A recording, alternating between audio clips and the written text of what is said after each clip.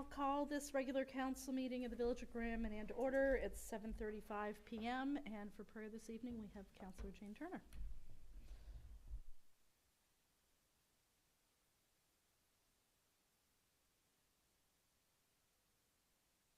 For the benefit of our community, we just pray your protection over those who live here, and we thank you for the opportunity to live on such a beautiful island, and we just pray that things will work together for the good of the residents and just the well-being of our community. Thank you. So this is our last council meeting of this group, which maybe we might talk about a little bit at the end, but before we get started in my opening remarks, I do want to just acknowledge the passing of Acting Mayor Kate Akagi from the town of St. Andrews a couple of weeks ago. It certainly was a shock to lose her so unexpectedly. We have sent condolences over to the town just so everybody is aware, but I think it's important that we acknowledge that it certainly is a loss for her family, friends, and for that community as a whole. So her service is tomorrow, and certainly we'll be thinking about them going forward. I don't have a lot for opening remarks other than to say that some of you know that there was a group of exchange students here last week. Our kids had gone out to just outside Ottawa a few weeks ago. And so over the weekend, I got an email from one of the teachers on the exchange trip that I just wanted to share with the group because I thought it was kind of a cool thing. She said, "Good morning, Bonnie. I am writing to share my absolute highest praise for GMCS and their lead teacher and Experiences Canada group leader, Drew Heyman, who recently hosted our West Carleton SS group of high school students during our exchange in Grand Manan this past week. Simply put, Drew is the gold standard for going above and beyond, hosting in all things Grand Manan. From the moment we started communicating last spring about twinning to when we arrived in Grand Manan this past week, his level of care and professionalism was unmatched. Navigating a group of teenagers in a new environment can be complex, but the GMCS group made it look seamless through their warm welcome. They created an immediate sense of belonging, easing the students' nerves and making them feel at home instantly. Meticulous organization, every detail from daily schedules to logistical pivots was handled with incredible foresight and clarity, and attentive support. They were constantly tuned into the group's needs, ensuring every student felt seen, safe, and supported throughout the exchange. It is rare to find a community host who balances the work of an exchange with such a genuine heart and hospitality. They didn't just provide a place to stay for our group from Ottawa, they provided a transformational experience for our big city kids. Just a quick little note to say what an amazing village you have and how welcoming each and every person we met on the island and Whitehead was. This largely is in part because of Drew's influence on the importance of exchanges and his exceptional hosting. And so I asked if I could share this publicly with her, and she said, yes, please do. And while you're at it, a special mention to Darlene Wade Ingalls and Andrew and Tara for hosting 3+ students at their houses. There were some very special people in Grand Manan. Thanks for giving them a bit of a spotlight. Anyway, it's always nice when you hear good things about people in the community, and I thought that was worth sharing. So it's good to hear they had a good trip. And I'm looking at Dan and Chris, who are kind of nodding. We had a different experience having kids that were actually in it. No, it was fantastic. Wade and Darla did a fantastic job. They had 4 Ottawa kids and 4 local kids all stayed at their house, and all of our kids went down there as well. Yeah, almost every night. Yeah. So their grub bill for that week was. Yeah, it was easy for us. You're going to Darla's? Yep, no problem. All right, so I think that was it for opening remarks. Is there any disclosure of conflict of interest? Hearing none, we have adoption of the minutes of the regular council meeting of April 13th, 2026, and those were in the package. Madam Mayor, just for clarification, but it's under new business. It says opens up with UMB optometry program, but then it goes on and says UNB optometry program. So I just want to make note of the correction. With that being said, Madam Mayor, I'd like to make a motion to accept the minutes with the corrections as noted. You heard the motion from Councillor Sturgeon. Do we have a seconder? I'll second. Second by Deputy Mayor Greenlaw. Question? All those in favor? Contrary-minded? Motion carried. For additions to the agenda, we have the home hardware bill to pay from the general operating fund, and that amount is $2,001.23, 200123. Closed session, Okay. hangar lease update. And under closed session 18.4, we have a hangar, I think it's illegal, with a update on the hangar lease.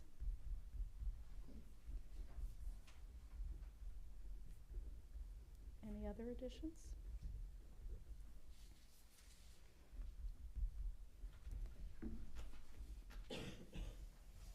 Hearing none?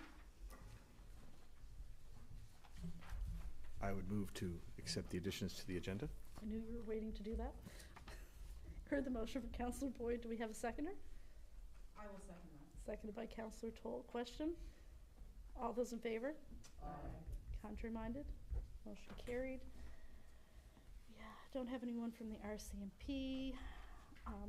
Takes us down to the 10-minute open session.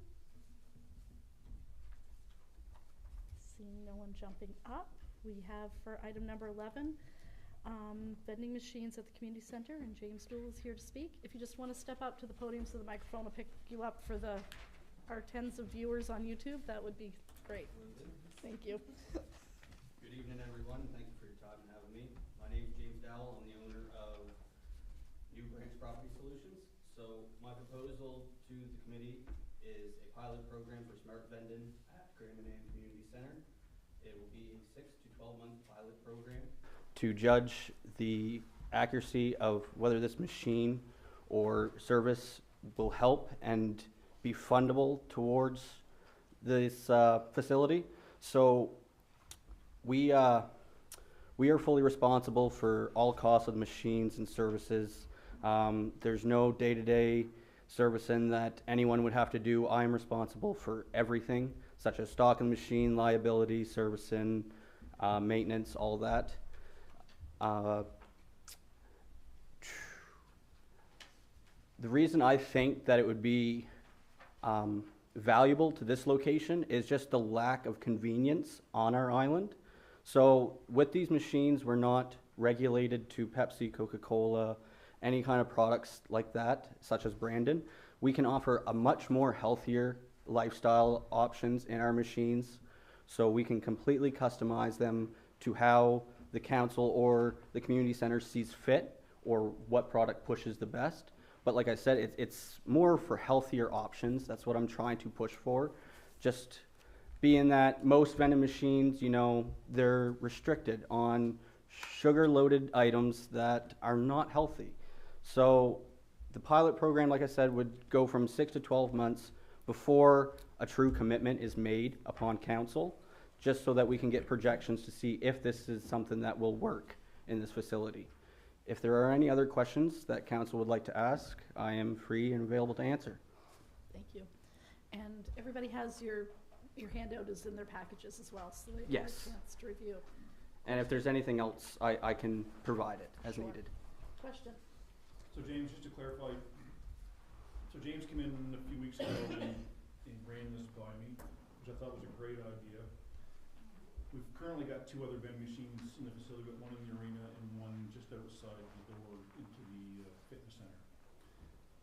This is probably something that really didn't need to go towards council, but I thought it'd be a great opportunity for James, who's a new business owner, to come in, present, field some questions, get a better feel for what it's like to speak in front of a crowd. But what caught my attention was, is these aren't a typical vending machine. No, they are You stick cashless. your money in, you click C7, your pop falls out, the actual door opens, and you're able to take out Yes, whatever you so explain more to what Chris is mentioning now. These machines, they're more like a mini mart. So think of your own refrigerator or your own cupboards. The moment that you tap the access pad with your card or your phone, as these are digital cashless payment machines, that door unlocks. You're now able to select whatever items you want. So rather than being regulated to one item or a restriction to one item at a time, you can grab 4 or 5, however many items you'd like at a time. And the moment the door closes, It's all censored by weight and cameras, so it knows exactly what you've taken. Say if you take something and you don't really want it, well, before you close that door, if you put it back, it's not charging you for it. The moment the door closes, that's when the confirmation of payment is taken. So no more standing, So no more- praying yes, that your there's bag no of more- chips comes all the way down. Yeah, so it adds that convenience of no more lines and, you know, waiting and you're standing there, oh, well, I gotta pop in a couple more quarters because I want that chocolate bar too, so it adds the convenience, and the accessibility to the machines are a little bit more free. Very cool. And to be able to tailor it to what our needs are, that you're not. Exactly. You don't have, today's society seems like it's all about energy drinks. And with this machine, with having the Boys and Girls Club in the same building, to be able to provide cheese and crackers, granola bars, those kind of things for the kids, it's just, not everyone gets a lunch or snack provided. So to be able to go in and grab something like that would be. Absolutely, and I would be more than comfortable to come in beforehand, before putting the machine in place, to get kind of a feel of varieties of things that we could offer in the machine, so that way I'd know what to stock the machine with or what would be wanted upon this facility. Councillor Green? So for your trial period, how many machines were you thinking? Were you thinking of putting them? I was thinking about just a single machine, that way the funding bill isn't too large at first, just to get a feeler. So it'll be a split unit machine at first, so we'll have drinks on top, snacks on bottom. If it proceeds that it's beneficial to the community center, I will look at investing into a secondary machine so that it will be a drink only and a snack only machine within the facility. For location wise, it's really up to council. I think near a main entrance would be best, possibly the fitness center entrance or this entrance here to my right. I'm just thinking for the summer, if it's in with the VIC down at that door, you've got I'm guessing it would do a big. Well, yes, a but I decent think the business fitness anyway. center brings in quite a bit of traffic to the community center. Also, that it's viable entrance right to the rec area. Yeah. So, And the arena's closed from April through to November, so. it wouldn't be a very good location to have it in there. Mind you, though, if things slow down within this range of the facility, we're always able to move that down the hall if council approves. Anyone else? Thoughts, questions? Councillor Boyd? So I guess, like, what are you looking for? I mean, I think it's great, but what are you looking for specifically first? Because I know you mentioned, like, it really didn't need to come, because I certainly, yeah, I mean, you want to wheel it in, set it up, I'm all for it. So whatever you need from us. The only thing I need from council is an approval on placement and an agreement that you're all fit with the pilot program. I'm certain, I don't know if we need to make a motion for it, or we just leave it in staff's hands to set it up and work with James and bring it in. Maybe that's the motion, is to direct staff to. All right, I will make that motion, that we direct staff to work with James and New Branch Solutions to set up this pilot program and put the vending machine where you see fit. Heard the motion from Councillor Boyd. Do we have a seconder? I will second that. Seconded by Councillor Toll. Question? All those in favor? Aye. Contrary minded? Motion carried. Thank you very much. Thank you. Thanks, James. Good. Good idea. Yeah. Okay. That takes us down to new business. Planning Advisory Committee, a request for council to direct SNBSC staff to begin subdivision bylaw review and drafting. Councillor Toll to discuss. Thank you, Madam Mayor. PAC has been dealing with several cases for public purposes in the past 2 or 3 years. We've had lots of arguing and trying to figure out exactly how everything goes and how it's supposed to be going. And we are convinced that the LFPP, Land for Public Purpose, section of the bylaw is problematic and needs to be changed. We met to discuss it as a group, PAC, and we came up with a consensus to send to Kara, the chair of Bylaw Committee, and to Alex Henderson from the Southwest New Brunswick RSC to go over this. we were a bit surprised to hear that we can't make changes in this bylaw. Alex has informed us that the RSC is the only one who must do it. Council has to request them to do it, and once the request is made and the bylaw is redrafted, the draft would go to our bylaw committee for review. It would make no sense to us to have the LFPP or 6% apply to smaller subdivisions. So I'm looking to make a motion that council requests the RSC to update bylaw 2-95 in consultation with the PAC. We will have our input and we will be working together to present it. So that is my ask. Questions or comments? Councillor Turner? I noticed that, and I don't know if it needs to be in there or not, so this is just a question. We don't have the option to waive the land for public purpose or the payment.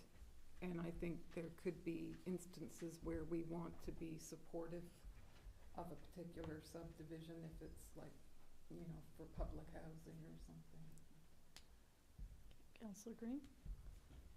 I believe Councillor Opposite made a motion, so we should have a seconder before we get too deep in the debate. Sure. I mean, not, Yeah. procedural. Yeah. So we have a motion on the floor. Seconded by Deputy Mayor Greenlaw. So now question. Okay. All right. I can repeat it if you want. That's good. But I think it's a good recommendation for the RSC for their drafting. Yeah, because Alex mentioned that he said you can't, what you can do is make the percentage to 0. Like you still have to say we have this, but you can make the percentage 0 if there is, you know, it's just, if you don't have it, then, you know, there may be something that you really don't want to take a portion of money, or you don't see any use for land for public purpose. So I think it would be good to have the option. Councillor Green, did you have? Just wondering if there are other aspects of this bylaw other than land for public purpose that have been problematic that we should be pointing out that we want them to focus on when they're doing the review. Well, the PAC will also be involved in the whole part of it, and there's several concerns because of subdivisions that are being divided that are really small lots of land, like 1-2 acres at the most, and if they have no access to public roads or no real value for the council to have them or to get that money, then we want to be able to make that choice ourselves. Like, we need to figure out what the amount of land should be before there's even that option. And there's always like variables that can happen, and everyone is separate and different, and we just need a better description of what we're allowed to do. And we've worked really well with Alex, so it's been a really good partnership. So. Any other questions or comments, Councillor Sturgeon? So from what I gather here, Councillor Toll, this would simplify things for most transactions. Thank you very much. Anyone else? Hearing none, I'll call for the vote. All those in favor? Aye. Contrary minded? Motion carried. 14.2 is a request that we received, which was in your package, for the Seal Cove Artist Residency. They're looking for a letter of support. The Seal Cove Artist Residency is a nonprofit artist residency recently established here on Graham and Ann. It's based near Seal Cove Beach and focuses on site-responsive work connected to the island's landscape, marine history, and community. It is currently in development with initial support from the Canada Council for Arts. They are in the process of building funding applications and partnerships, and a brief letter from the village would help reinforce the project's connection to the local community. For your convenience, I've attached a short draft letter that you're welcome to use or adapt as needed. I'd be happy to meet in person or by phone to share more if that's helpful. So that, I believe, is in the package as well. Any questions or comments?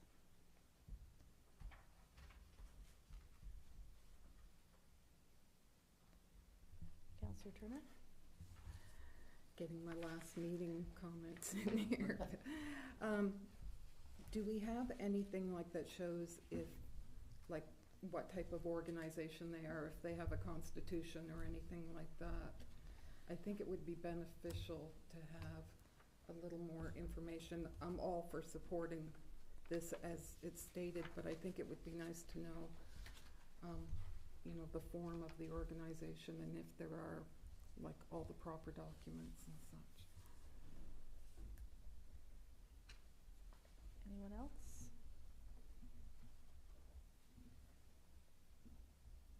So, the wishes of the group, I can reach out and ask about the status of the organization, and then it can be to the June meeting for a final decision. Is that? Yes. Okay, Councillor Green?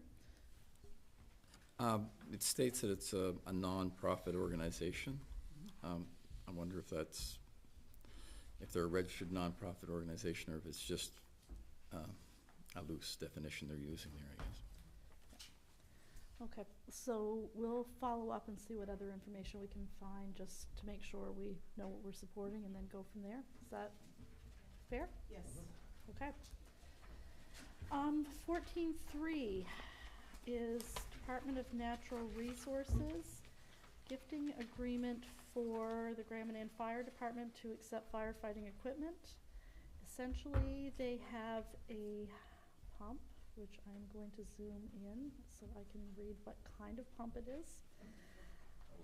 A Wajax and some hose and some other, it's a Wajax Mark III portable high-pressure fire pump kit. It includes the pump, 20 lengths of discharge hose, tools, and accessories. And that's from the Wildfire Management branch of DNR that they are gifting to the village. So, Fire Chief was in last week and we talked about it. He seemed quite happy with that. Said they were trying to get two, so that's one down. So that's really more of an information thing unless anybody has any questions or concerns with accepting a free pump and some hose. But free pump always seems like a good thing, so yeah. Yeah. So that was a good newsletter we got a couple weeks ago. Yeah. I think we've got a second one as well, because last fall during the wildfire scare, I had reached out because there was also a program that came through the fire marshal's office through, it's called Global Medic. And I applied and we also received, which we haven't taken ownership yet of, a portable skid. It comes with a 1,000-liter tank, pump and hose, all on a skid that you can take on and off the back of a 3/4 ton truck. So I think that's our two that the chief was hoping for. If somebody else has a third, we probably aren't gonna turn it down, just saying, but we at least got two. Okay, moving along, 14.4 is an application for donation, Bagley Boys Racing, and that's in the package as well.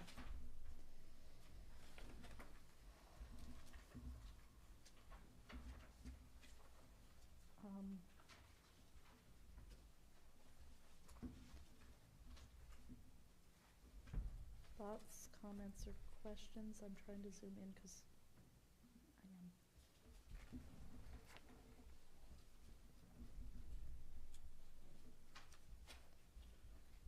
Have they filled out our donation request form? I don't see it in here.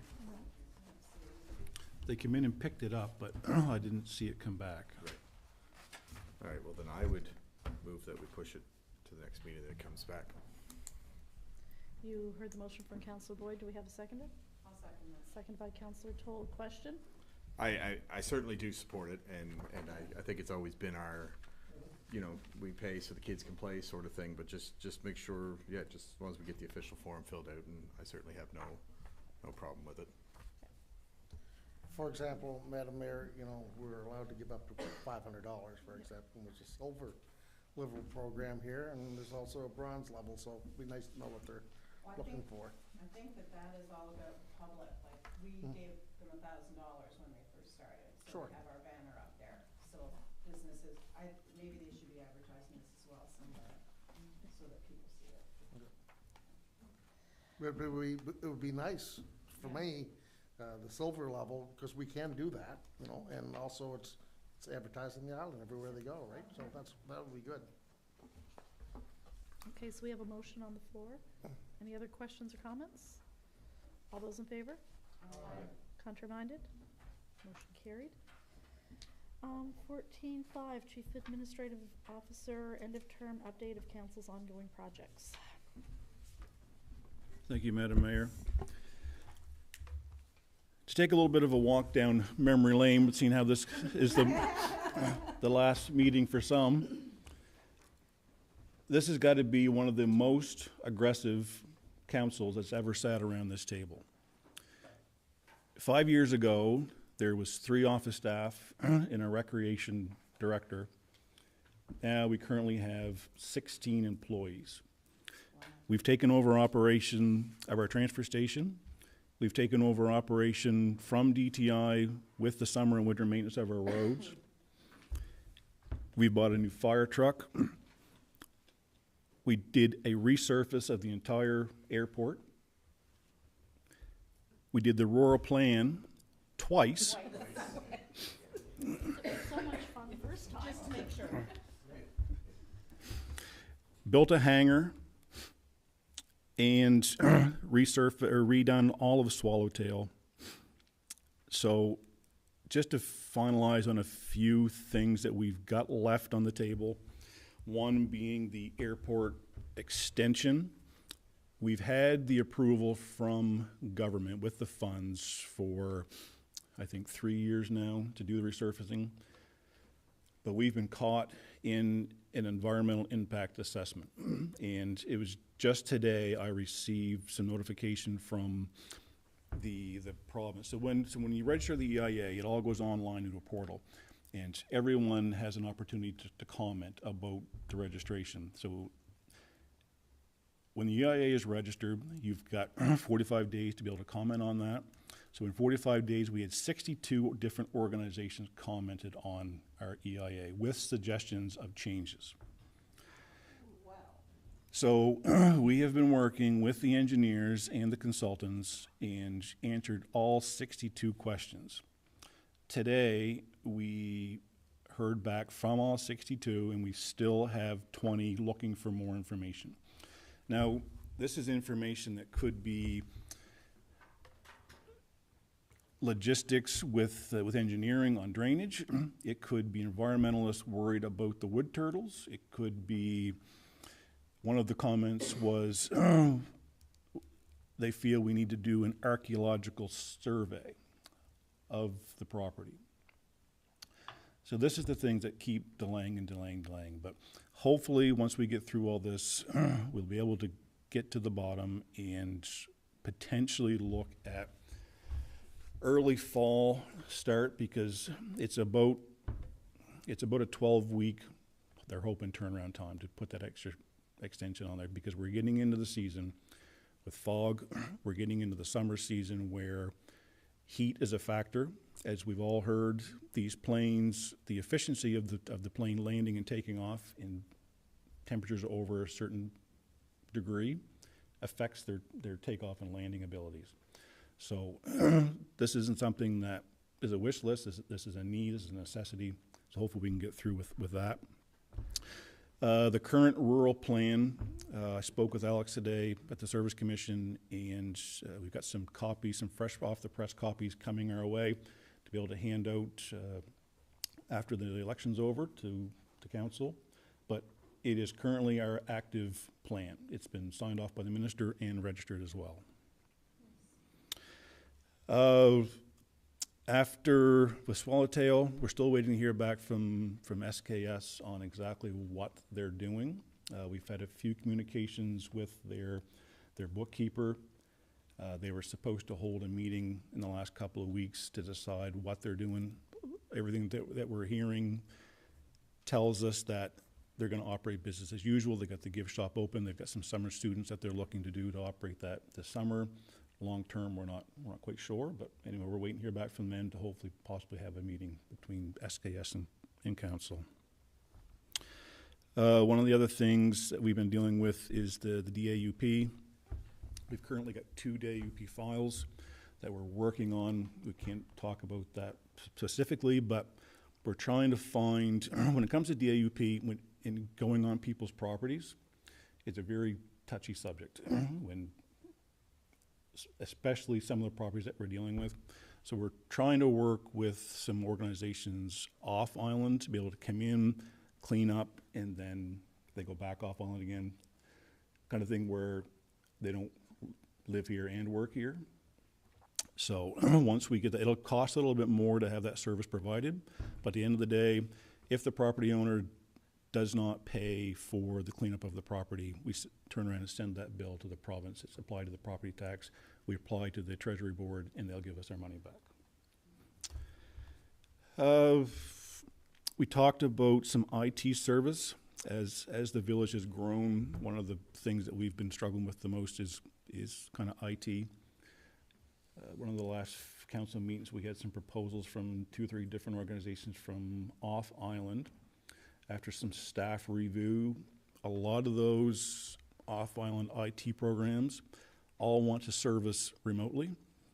It didn't give us any opportunity to have someone come in one-on-one and talk to the staff here at the village or do work for us. So we thought that we would look at that again, put that out to see if there's any local organizations that might be able to provide that service for us, or reach out to island businesses that may have services that are being currently provided, maybe twin with them and be able to tack on that as well. So that's pretty much it for my list. I think I've caught everything except for one thing we're going to talk about in closed session, but it's been a pleasure. You guys have been exhausting, to say the least. But anyway, it's been fantastic to watch the village grow and the services that we've taken on, be able to control and have a lot better handle on when it comes to price, budgets, restraints, and things like that. So it's been a pleasure. Councillor Green? You mentioned about the airport extension or whatever, being about a 3-year, been approved for the last 3 years. When does that money die if we don't use it? There's no risk yet. I keep asking that question with the province because with that bilateral agreement between the feds and the province administers the funds. So I am in constant communication with the director about if at any point we're getting closer to at risk of losing those funds. But as of now, where we're stuck in this EIA, there's no risk at all. If it was just us twiddling our thumbs, it'd be different. But it's just taken so long to get through all these hoops. Any other questions or comments? I do think we need to say a huge thank you to our staff because while we're the front faces of it, I think we all recognize that the legwork was done by the people sitting on either side of me for the most part. So we wouldn't have gotten through that list without them. And I know we were all reflecting a little bit before we started on the days of COVID when we did start, but it really does feel 5 years doesn't seem like very long, but it does seem like a long time ago when we started out. So it's been good. So just for perspective, we're somewhere in the ballpark of $18 million in the last 5 years of money, infrastructure money. And a lot of that under this new program was only 7% responsibility for the municipality. So it's been a huge investment. Anything else on that one? All right, well, we can move on to approval to pay invoices. 17-1 out of the general operating fund. We have Go-Go Group Inc. for summer camp, $15,464.25. And that's, we pay that up front for Go-Go Gymnastics, and then the registrations we receive to cover that off. LSW Wear Parts Inc. for plow blades for $1,897.50. McGinnis Cooper for legal, $1,617.71. Universal Truck and Trailer for the transfer station trailer for $60,082.87, and Home Hardware for $2,001.23. I'd make a motion that we pay those from the general operating fund. You heard the motion from Deputy Mayor Greenlaw. Do we have a seconder? Seconded by Councillor Boyd. Question?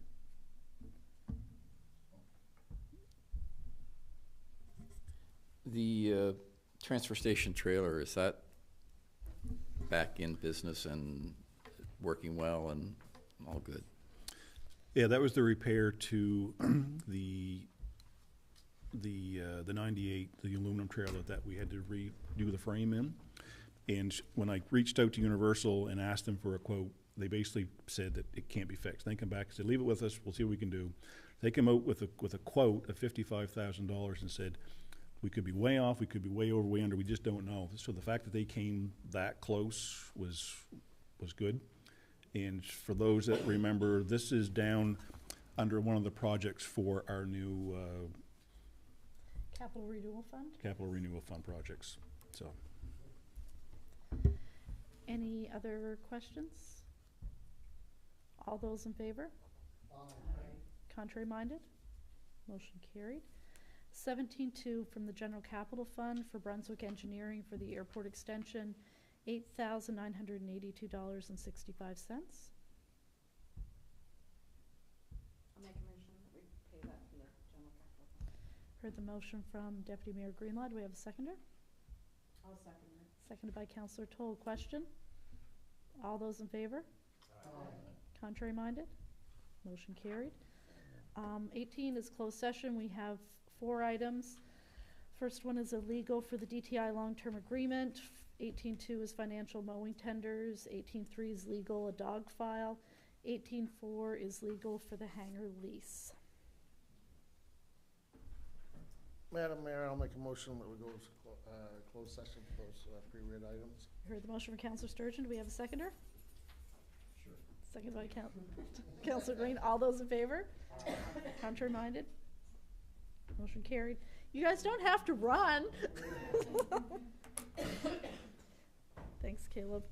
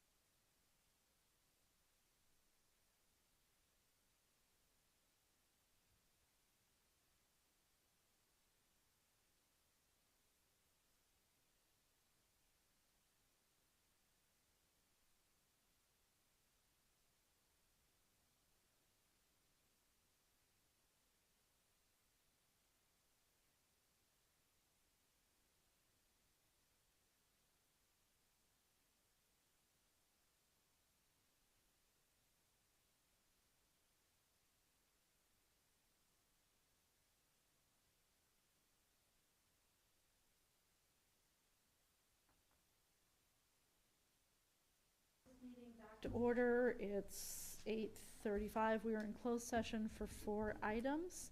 The first was the legal for the DTI long-term agreement. Madam Mayor, I'll make a motion to accept the DTI long-term agreement. Heard the motion from Councillor Sturgeon. Do we have a seconder? Seconded by Councillor Turner. Question.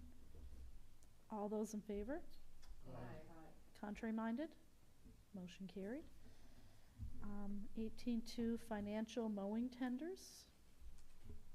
Madam Mayor, I'll make a motion to accept the combined lowest bids for the mowing tenders.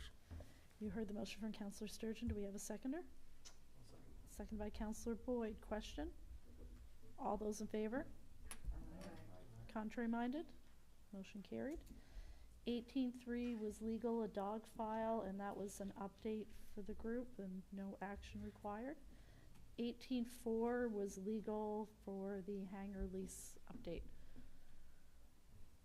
Madam Mayor, I'll make a motion that we accept the hangar agreement, the lease agreement, barring there's nothing flagged from our legal department. Heard the motion from Councillor Sturgeon. Do we have a seconder? Seconded by Deputy Mayor Greenlaw. Question? All those in favor? Contrary minded? Motion carried. So, being that this is our last meeting of this group, I did want to give both Jane and Dan an opportunity to say anything if they wanted to. Apparently I've really choked Dan up about that, so I didn't know. I know it's Jane, you've been on council for as long as I have, and Dan, you've been here for 5 years, and it's been a time, and since you're not reoffering, I just wanted to give you that opportunity if either of you wanted to. And if you don't have to. So. Yes, you do. I just want to say that it was a tough decision, and I will miss being here, but those of you who are reoffering, which is most of you, I'm glad to see, you have my deepest respect and my very best wishes. And those who are hoping to come on board and have put their names forth, I hope they come on knowing that they're going to be part of a team that has done a lot in the last 5 years and some longer. If I have to sit back and watch for a while, then I hope I watch 4 years of some really big achievements and some really significant successes for the community, and that's exactly what I'll be expecting to see. Thanks, Jane. Dan? Yeah, I'd echo a lot of what Jane said. It was a tough decision. As you guys all know, I split my time between here and Newfoundland. And so being gone half the year, I just didn't feel, especially with how my career's arcing over there, I didn't really have the time to commit to give this job the time it deserves. And it does deserve a lot of time. I don't think people, I know people don't realize, everybody here does, but I know most of the people outside that only see this video once a month, this is pretty much a full-time job if you want to be prepared. And that's the long and the short of it. When you do your work, you do your committee meetings, you're talking to constituents, you're doing all this stuff. Like it's a lot of work, and it deserves someone that can give it the full time. And so I made the hard decision to not reoffer. We'll see what 4 years down the road brings. It's not always fun, but this was a great group. Like, thank you guys. It has been an honor and a privilege to sit around this table with all of you. Staff, honestly, I don't know how you guys keep everything going every single day, because we just keep. Chris's hair was brown 5 years ago. And the stuff that you guys keep afloat, that some municipalities have double and triple the amount of staff looking after, I mean, you guys are just commended. It should be commended. And for the rest of you that are reoffering, good luck. I think this, and there's a lot of great names on that ballot, and I think I look forward to, as Jane said, continued growth for our community, and I think the island's going to be in good shape for the next few years anyways. Thank you both. You want the last word, didn't you? Yeah. Not really. I just have to say it the first time around. Since I'm not asking this for myself, I would ask constituents, residents, whatever, however you want to refer to them, to ask questions. Don't assume that what you've heard is the case, because sitting here, we've seen so many times when things are misconstrued, misunderstood, and the fair thing to do and the thing for you to get the best information is to ask questions. There will be things that you cannot be told, but a lot of it you can, and it's in everyone's best interest to get the right information out there. Thank you both for that. We have a little something, going away gifts. Next year's tax bill.